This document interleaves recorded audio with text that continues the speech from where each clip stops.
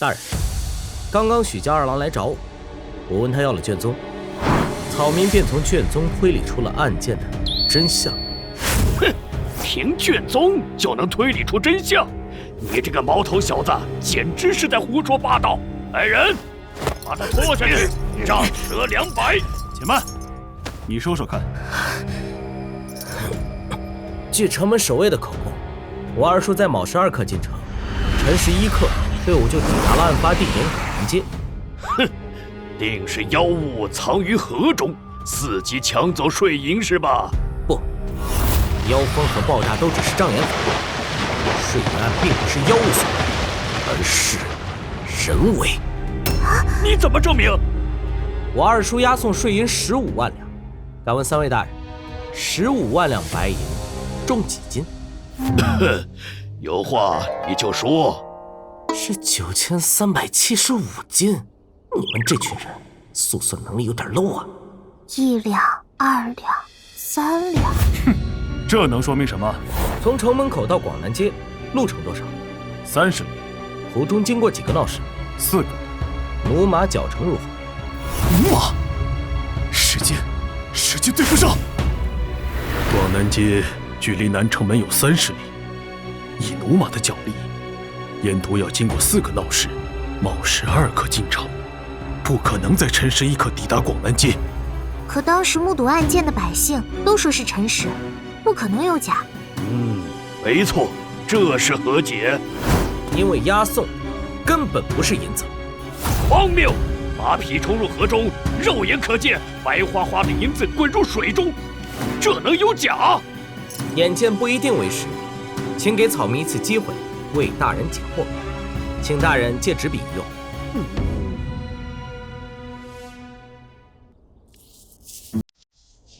可恶，毛鼻子可真麻烦啊！好了，大人，请按照草民的要求准备纸上之物。虽然不知道他要这些东西做什么，但这字儿写的是真的丑。我看看，还以为是什么啊，不过是粗鄙的武夫写的寻常东西罢了。给我看看。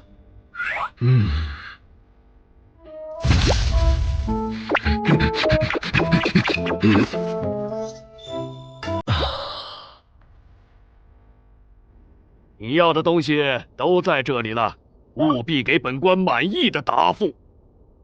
若是草民助大人破了此案，可否替草民上书陛下，免去我许家的罪责？替父代罪立功，自然免去罪责。我现在要做的事情很简单，那就是高中化学知识，提取金属钠，用水融化粗盐，生宣覆盖在杯口，徐倒入盐水，过滤后将瓷杯架在蜡烛上炙烤，用竹签不停搅拌，直至盐水蒸干。但接下来才是最难的，电、氯化钠的熔点，搁在古代这2个根本不可能完成，但在这个世界，有一个职业可以做到，炼金术师。大人是司天监的弟子吧？没错，家师便是司天监监正，家师可是……麻烦姐姐帮我融化这些结晶。你个臭小子，你可真会使唤人，让你见识见识我师父法器的厉害。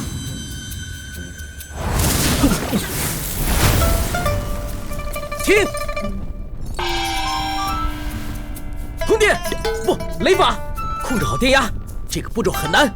臭小子，要是没有东西出现，我非宰了你不可！停！我这是欧皇附体了吧？竟然一次就成功了！几位大人，银子制备成功了。这东西比银子轻很多，但外观却极其相似。案发那天，正是有人用这个东西以假乱真冒充了银子。果然轻了很多。你是炼金术师？不，我不是，我只是化学的搬运工。就算银子被替换成这样，那爆炸又是怎么回事？莫非河里藏着妖物？假银子入水怎么会爆炸？大人请看，若是把它扔水里，